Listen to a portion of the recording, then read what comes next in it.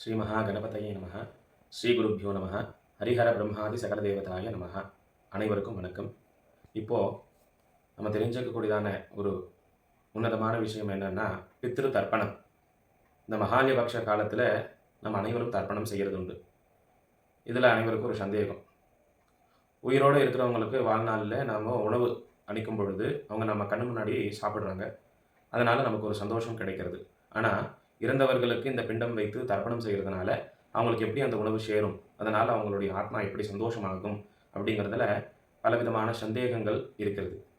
இதையெல்லாம் தீர்க்கிறதுக்காக வேண்டியதாக இந்த பதிவு உங்களுக்கு சமர்ப்பணம் செய்யப்படுகிறது. இறந்த நமது பித்திருக்கள்லாம் எங்கே சென்று அடைகிறாங்க, அவங்களுடைய ஆத்மா எங்கே போகுது அப்படின்னா சூரிய மண்டலத்திற்கும் சந்திர மண்டலம், அதாவது ஆதித்யன் மற்றும் சோம மண்டலத்திற்கு சென்று அடைகிறது அப்படிங்கிறது நமது நம்பிக்கை. அந்த சூரிய மண்டலத்தில் தான் பித்ரு தேவதைகள் அப்படின்னு சொல்லி பித்திருக்களுக்கெல்லாம் தெய்வங்களாக இருப்பாங்க. இப்போ எப்படி தெய்வங்களுக்கெல்லாம் யாகம் பண்ணும்பொழுது அந்த யாக பலனானது இறைவனுக்கு போய் சேர்கிறதோ, அது மாதிரி பித்திருக்களுக்கு தர்ப்பணம் அப்படிங்கிறதான விஷயம் செய்யும் பொழுது அதில் கிடைக்கிறதான புண்ணிய சக்தி பலன்கள்லாம் இந்த பித்ரு தேவதைகள் சூரிய மண்டலத்தில் இருக்கிற தேவதைகளுக்கு சென்று அடையும். நம்ம இந்த தர்ப்பணம் செய்யும் பொழுது யாரை நினைப்போம்? அப்பா, அவருடைய அப்பா, அதாவது நமது தாத்தா, முத்தாத்தா, இவங்களை நினச்சி நம்ம சொந்தங்கள், பெரிய இறந்த சொந்தங்கள் எல்லாம் நினச்சி தர்ப்பணம் அப்படிங்கிறத செய்யும் பொழுது அவங்களுக்கெல்லாம் மறுபிறப்பு அப்படிங்கிறது இருந்திருக்கும். புல்லாகி பூடாய் புழுவாய் மரமாகி பல்மிருகமாகி பறவையாய் பாம்பாகி அப்படின்னு பலவிதமான ஜென்மங்கள் இறந்த பிற்பாடு அடுத்த ஜென்மத்தில் தொடருது அப்படிங்கிறது ஐதீகம். அதன் பிரகாரம் இறந்த நமது பெரியவர்களுடைய ஆத்மா இந்த நான் சொன்னதான விஷயங்கள்ல ஏதாவது ஒரு உயிரினங்களாக பிறக்கலாம், மனிதராக பிறக்கலாம், இல்லை அவங்க புண்ணியங்கள் அதிகமாக இருந்தால் தெய்வத்தோட தெய்வமாகவும் அவர்கள் மாறிவிடலாம். அப்போது இவங்களுக்கெல்லாம் என்ன தேவைப்படுது? உணவு அப்படிங்கிறது அத்தியாவசியம். இப்போ நாங்கள் இங்கே பிண்டத்தில் கொடுக்குறதான இந்த தர்ப்பணாதி புண்ணியங்கள்லாம் பித்ரு தேவதைகளுக்கு போய் சேர்றது இல்லையா? அந்த பித்ரு தேவதைகள் என்ன பண்ணுவாங்கன்னா அதை அமிர்தமாக மாற்றுவார்கள், ரசமாக மாற்றுவார்கள். இந்த சோமம் ரசம் அப்படிங்கிறது என்ன பண்ணுதுன்னா மீண்டும் இந்த உலகத்திற்கே தெய்வங்கள் அதை அனுப்பிவிடுகிறார்கள். அப்பொழுது அது ஒரு தாவரத்திலேயோ செடியிலோ கொடியிலோ மரத்திலோ இந்த மாதிரி உணவுப் பொருட்களில் இந்த புண்ணிய பலன்கள், நம்ம தர்ப்பணம் கொடுக்குறதான புண்ணிய பலன்கள்லாம் அந்த வஸ்துக்களில் போய் சென்று அடைகிறது. அப்போ அடுத்த ஜென்மத்தில் நம்ம பித்திருக்கள் ஒரு மாடாக பிறக்கிறாங்கன்னு வச்சுக்கோங்களேன். அவங்களுக்கு தேவையான புல் உணவு இதிலெல்லாம் என்ன ஆகுது? அந்த ரசம் அப்படி புண்ணியம், தர்ப்பணாதி புண்ணியங்கள்லாம் அதில் போய் சேரும். அதை அவங்க சாப்பிட்றாங்க. மனிதர்களாக பிறக்கிறாங்க. அப்போது நமக்கு தேவையான உணவுப் பொருட்கள்லாம் அந்த பகவான் என்ன பண்ணுவார்? அந்த புண்ணியத்தை அதில் சேர்த்து அந்த சாப்பாடை அவங்க சாப்பிடுவாங்களாம். இதே தெய்வங்களாக இருந்தால் யாகத்தில் நம்ம அவிசு கொடுக்குறோம், யாகத்தில் சாமிக்கு சேர்க்குறோம் இல்லையா? அந்த வஸ்துக்களாக நம்ம செய்த அந்த தர்ப்பண புண்ணியங்கள்லாம் மாறுறதுனால அவங்க அதில் திருப்தி அடைகிறாங்க அப்படிங்கிறது ஐதீகம். இந்த தர்ப்பணம் செய்கிறதுனால நமக்கு என்ன புண்ணியம் உண்டாகுது அப்படின்னா, வாழ்நாள் நம்ம ஒரு அன்னதானம் செய்கிறோம் அப்படின்னா வச்சுக்கோங்களேன், அதுவே பல மடங்கான புண்ணியத்தை நமக்கு தரும். தோஷங்கள் எத்தனை இருந்தாலும் நிவர்த்தி செய்யும்ன்றது நம்பிக்கை. அதே பித்ரு தர்ப்பணம் செய்யும் பொழுது அதை விட பல ஆயிரக்கணக்கான புண்ணியங்கள் நமக்கு அது சேரும். அடுத்த ஜென்மத்தில் அவங்க அதை சாப்பிட்றதுனால நமக்கு அந்த புண்ணியங்கள் அவங்களுக்கு பசி தீரும். அந்த புண்ணியம் நமக்கு இல்லாமல் நமது சந்ததியினர் அனைவருக்கும் சேரும். இந்த தர்ப்பணம் கொடுக்கறது பெரியவங்களுடையதான ஆத்ம திருப்தியையும் விட நம்மளுடைய வாழ்க்கை நல்லா இருக்கணும் அப்படிங்கிறது ரொம்ப முக்கியமான விஷயம். இதில் அந்த பித்ரு தேவதைகள் சந்தோஷமாகி நம்ம பெரியவங்களை வேண்டி இந்த தர்ப்பணத்தை எல்லாம் கொடுக்கும்பொழுது பித்ரு தேவதைகள் சந்தோஷமாகறாங்க. தெய்வங்கள் அவங்க நம்மளை ஆசீர்வாதம் பண்ணி நம்ம வம்சம் நல்லா இருக்கணும் அப்படின்னு சொல்லி அனுகிரகம் பண்ணுறாங்க. அதனால நம்ம வம்சம் அபிவிருத்தி ஆகிறது. நம்ம குழந்தைங்க, பேரமார்கள், பேத்திமார்கள் போன்றதான வாழையடி வாழையாக தலைத்து வரும் வம்சத்திற்கு சகல விதமான சௌபாகியங்களும் அந்த மேல்லோகத்தில் இருக்கிறதான பித்ரு தேவதைகள் அனுகிரகம் பண்ணுறாங்க. இந்த பித்ரு தேவதைகள் யாரு, அவங்க எப்படி உருவானாங்க அப்படிங்கிறதான வரலாறு இப்போ தொடர்ந்து பார்க்கலாம். இந்த வீடியோனுடைய இறுதி பாகத்தில் எப்போ இந்த தர்ப்பணத்தை கொடுக்கணும், இந்த தர்ப்பணம் கொடுக்கும்பொழுது என்ன தானம்லாம் நம்ம கொடுக்கலாம், இது கொடுக்கறதுனால என்ன பலன்லாம் நமக்கு கிடைக்கிறது அப்படிங்கிற விஷயத்தையெல்லாம் சொல்கிறேன். அதனால் ஸ்கிப் பண்ணாமல் தொடர்ந்து இந்த கதையை கேட்கறதுனாலேயே நமக்கு பல புண்ணியங்கள் உண்டு. மிகப்பெரியதான ஒரு ஸ்ரவணம், ஒரு மகாபாரதம், இதிகாசம், புராணங்கள் இதை கேட்கறதான புண்ணியம் இந்த கதையை கேட்கறதுனாலையும் கூட நமக்கு வருது. நம்மளுடைய பெரியவங்க, இறந்த பெரியவங்களுக்கும் கூட இந்த புண்ணியங்கள் சென்றடையும் அப்படிங்கிறது நம்பிக்கை. அதனால் தொடர்ந்து கதையை கேளுங்க. அனைவருக்கும் பித்ரு தேவதைகளின் அருளாசை உண்டாகட்டும். கதை ஆரம்பம். முன்பு ஒரு சமயம் ஜனமேஜய மகாராஜாவாகப்பட்டவர் வைஷம்பாயன் அப்படிங்கிறதானவர்கிட்ட பித்ருக்களுடைய கதையை கேட்கும் பொழுது அவர் சொன்னார், அப்பா, இதையே போல ஒரு முறை பீஷ்மர் அம்பு படுக்கையில் இருக்கும் பொழுது தர்மராஜாவாகப்பட்டவர் நீ கேட்ட இதே சந்தேகத்தை கேட்கும் பொழுது பீஷ்மாச்சாரியார் என்ன பதில் சொன்னாரோ அந்த பதிலை உனக்கு நான் சொல்கிறேன் கேளு அப்படின்னு சொல்கிறார். தர்மராஜா சந்தேகத்தை கேட்க பீஷ்மர் சொல்கிறார், ஒரு சமயம் நான் எங்களது பித்ருதேவதைகளுக்கு பிண்டங்கள் வைத்து தர்ப்பணம் செய்தேன். அப்பொழுது மாயாரூபமாக கங்கணம் தரித்த ஒரு கரம், ஒரு கையானது அந்த பிண்டத்தை கேட்டு தர்ப்பண பூஜையிலே வந்தது. அந்த கரத்தை நான் நமஸ்கரித்தேன். அது என்னுடைய தந்தை சந்தனு மகாராஜாவின் கரம். பின்பு அந்த பித்ருபிண்டத்தை தர்பையின் மீது வைத்து புனிதமாக பித்ரு தர்ப்பணாதி கைங்கரியத்தை நான் செய்வித்தேன். அதன் மகிமையினாலே எனது தந்தையாகப்பட்டவர் ஒரு மாயா ரூபம் கொண்டு என் முன்பாக பிரத்யட்ச காட்சியளித்து ஆசீர்வதித்தார். அவர் சொன்னார், உன்னை போல தர்ம மகனை நான் பெற்றெடுத்த காரணத்தினால் நான் ஒரு திவ்யலோகத்திலே இருக்கிறேன். உனக்கு நான் வரம் தருகிறேன், என்ன வேணுமோ கேள் என்று கேட்டார். அவரும் ஒரு வரத்தை எனக்கு கொடுத்தார். அதாவது, எப்பொழுது நான் நினைப்பேனோ அப்பொழுதுதான் என் உயிர் என்னை விட்டு பிரியும் என்று ஆசீர்வதித்தார். அப்பொழுது எனக்கு ஒரு சந்தேகம். தந்தையே, பித்ருக்களுக்கு நாம் செய்யும் இந்த பூஜைகள் எல்லாம் எப்படி அவரை சென்று அடைகிறது? இந்த தர்ப்பணாதி புண்ணியங்கள் எல்லாம் யாரிடத்திலே சென்று சமர்ப்பணமாகிறது என்றதற்கு சாந்தனு மகாராஜா சொன்னார், நீ செய்த புண்ணியத்தினால் இதோ மார்க்கண்டேய மகரிஷி வருகிறார், அவர் அதை பற்றி கூறுவார் என்று சொல்லி மறைந்தார். மார்க்கண்டேய மகரிஷியோ, பீஷ்மரிடத்திலே, ஒரு சமயம் நான் மேரு பர்வதத்தின் மேலிருந்து தியானம் செய்தேன். திவ்யமான ரதம் ஒன்று அவ்விடத்தில் வந்தது. அதிலே ஒரு சிறிய உருவம் கொண்ட மகரிஷி எனக்கு காட்சியளித்தார். அவர் யார் என்றால், பிரம்ம மானுஷ குமாரனாக விளங்கக்கூடியதான முதல் புத்திரன் சனத்குமாரன்.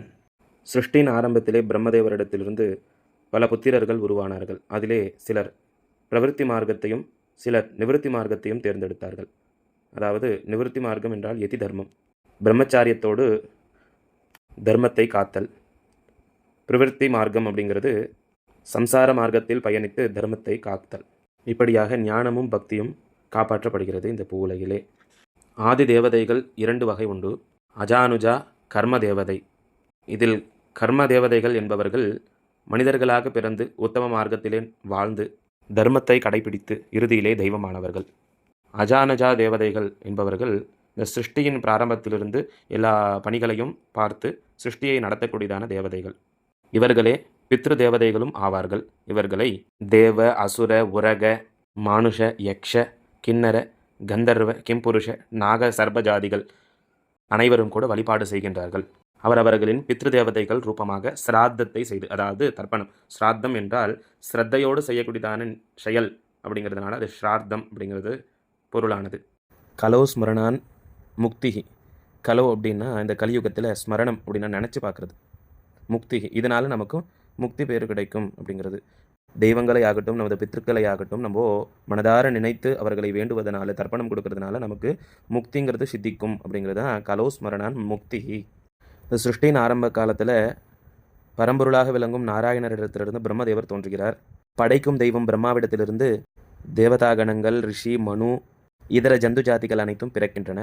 அப்பொழுது நாராயணன் என்ன சொல்கிறார், பிரம்மாவிடத்தில் நீங்கள் அனைவரும் சேர்ந்து ஒரு யாகம் செய்யணும், அந்த யாகமானது என்னை நோக்கி செய்ய வேண்டும்னு லோக நன்மைக்காக சொல்ல, பிரம்மாவே சுயமாக முதல்ல நாராயண யாகத்தை செய்கின்றார். இந்த யாக பலனாக நாராயணர் அசரீதியாக சொல்கின்றார், நீங்கள் அனைவரும் தேவதைகள் என்கின்றதுனால யாகத்தினால நீங்கள் கூட திருப்தி அடைய வேண்டும், லோக நன்மைக்காக நீங்கள் யாகம் செய்து வேண்டும் என்று சொல்லி கட்டளையிடுகிறார். லோக நன்மை எப்படி உண்டாகும்? பரம்பொருளை நினைத்து நம்ம ஏதோ ஒன்று அர்ப்பணம் பண்ணினாலும் அது எல்லாருக்குமே அர்ப்பணம், இந்த லோகத்தில் இருக்கிறவங்க எல்லாருக்குமே அர்ப்பணமாகும் அப்படிங்கிறது தெரிஞ்சது இல்லையா? அதனால தான் நம்ம பூஜையின் சங்கல்பத்தில் கூட ஸ்ரீ பகவதாக்ஞேய பகவத்து கைங்கரிய ரூபம் ஸ்ரீமன் நாராயண பிரீத்தியர்த்தம், ஸ்ரீ பரமேஸ்வர பிரீத்தியர்த்தம், சுவாமியினுடைய திருப்திக்காக, அவருடைய பிரீத்திக்காக இந்த பூஜையை நம்ம செய்கிறோம் அப்படின்னு சொல்லி பூஜைகள் எல்லாம் செய்து கடைசியில் நம்ம கிருஷ்ணார்ப்பணம் பிரம்மார்ப்பணம்னு சொல்லி பூஜையை முடிக்கின்றோம். இப்படி செய்கிறதுனால லோகத்தில் லோகா சமஸ்தா சுகினோ பவந்துன், லோகத்திற்கே நன்மை உண்டாகும். ஆனால் பல நாள் இந்த யாகம் நடக்க சில காலங்கள் சென்று இந்த தேவதா ரிஷிமுனிகள் எல்லாம் என்ன பண்ணுறாங்க, தன்னுடைய நன்மைக்காக இந்த யாகத்தை செய்ய ஆரம்பிக்கிறாங்க. அப்போது இதனால் கோபமுற்ற பிரம்மா என்ன சொல்கிறாருன்னா, நீங்கள் இந்த ஞானத்தை மறந்து போவீர்கள் என்று சொல்லி சாபமிடுகிறாள். இதனால் இவர்களிடத்துல ஞான மார்க்கம் அப்படிங்கிறது குறைஞ்சி மோகம் அப்படிங்கிறது அதிகரிக்கிறது. அதனால் உலகத்தில் எங்குமே இந்த மோகம் அப்படிங்கிறது பரவ ஆரம்பித்தது. ஞான மார்க்கத்திற்கு எதிரானது இந்த மோகம். சைத்தன்யமாக இருக்கக்கூடியதான பகவான் மீது நாம் அன்பு கொண்டால் அது பக்தி மார்க்கம், ஞான மார்க்கம். இதே ஜடமாக இருக்கக்கூடியதான பொருட்கள் மீது நாம் மோகம் கொண்டால் அதே மோகமாகும். உடல் அப்படிங்கிறது அழியக்கூடியதான தன்மையை உடையது. நம்முடைய உடல், நம்மை போன்ற இருக்கக்கூடியதான உடல், இது மேலே நம்ம வைக்கக்கூடியதான பற்றுதல் என்னவாகிறதுனா ராக துவேஷமாக மாறுகிறது. இதனால் பாவ புண்ணியங்கள் உருவாகிறது. எப்படின்னா வாங், மன, காயம். வாக்குன்னா நம்ம பேசக்கூடியதான விஷயம், மனசுன்னா நம்ம மனதனால் நினைக்கக்கூடியதான விஷயம், காயம் அப்படின்னா நம்ம உடலால் செய்யக்கூடியதான செயல்கள்.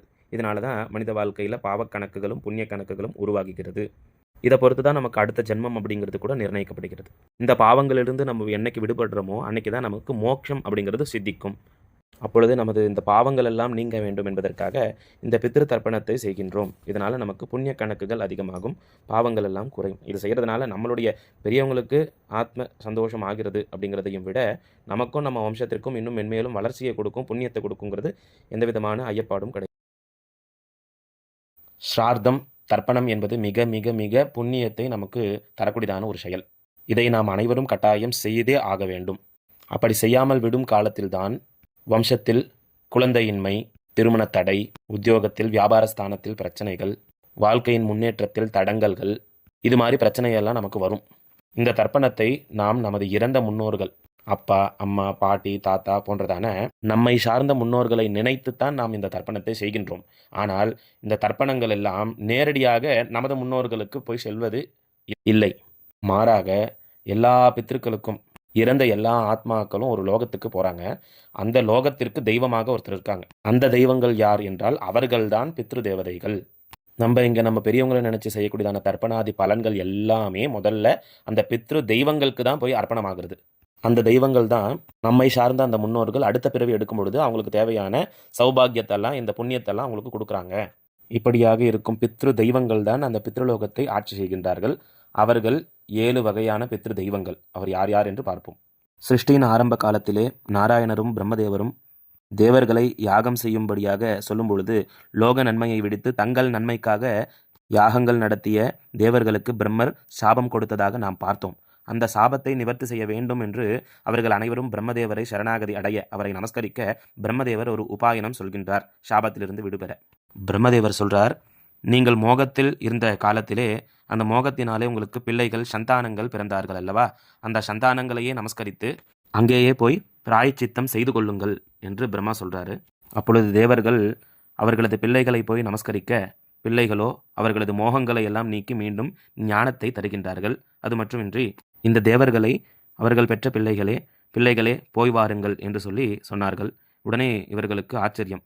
நம் குழந்தைகள் நம்மை பிள்ளைகள் என்று சொல்கின்றாரே என்று சந்தேகத்துடன் பிரம்மதேவரிடத்திலே போய் சந்தேகத்தை கேட்க அவர் அதற்கு பதில் சொன்னார். அவர்கள் சொன்னதும் சரிதான்.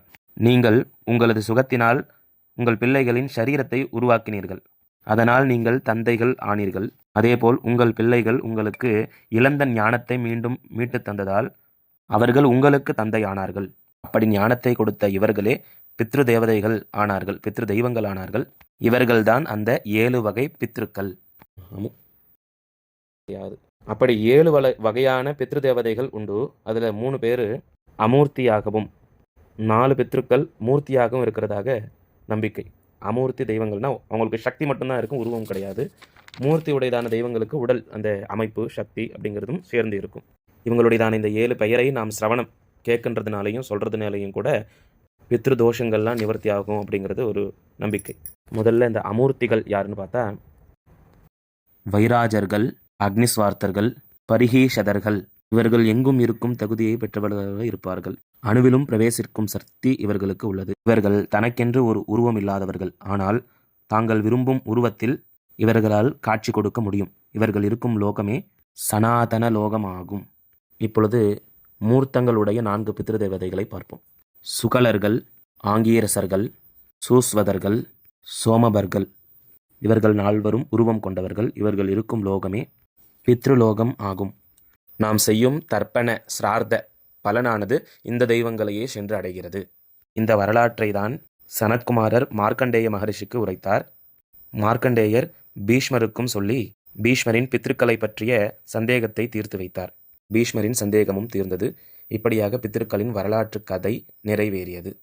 நாம் அனுதினமும் நமது தெய்வங்களை பூஜிப்பது போலவே இந்த பித்ருக்களையும் கூட நாம் பூஜிக்க வேண்டும். அவர்களையும் கூட நாம் மரணம் செய்ய பார்க்க வேண்டும்.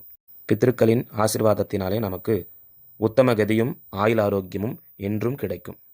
இந்த பித்ரு தர்ப்பணம் செய்வதற்கான நேரம் மத்தியான நேரம், அதாவது 12 மணி மத்தியானத்துக்கு சூரிய பகவானாகப்பட்டவர் உச்சி காலத்தில் வரும்பொழுது நம்ம பூஜை பண்ணோம். ஏன்னா பித்ருக்கள் எல்லாம் சூரிய மண்டலத்தில் இருக்கிறதுனால சூரியன் உச்சத்தை அடையும் பொழுது நம்ம அவங்களுக்கு பூஜை பண்ணோம்னா அது பரிபூர்ணமாக சித்திக்கும். அந்த பூஜை காலத்திலே நாம் தானமாக வெள்ளி பொருட்கள், கோதுமை மற்றும் அரிசி தானம், நிலம் அதாவது பூதானம், மாடு, அதாவது கோதானம், வெல்லம் முதலான இப்பொருட்களை எல்லாம் தானமாக கொடுக்கிறது உயர்ந்த பலனை நமக்கு கொடுக்கும்.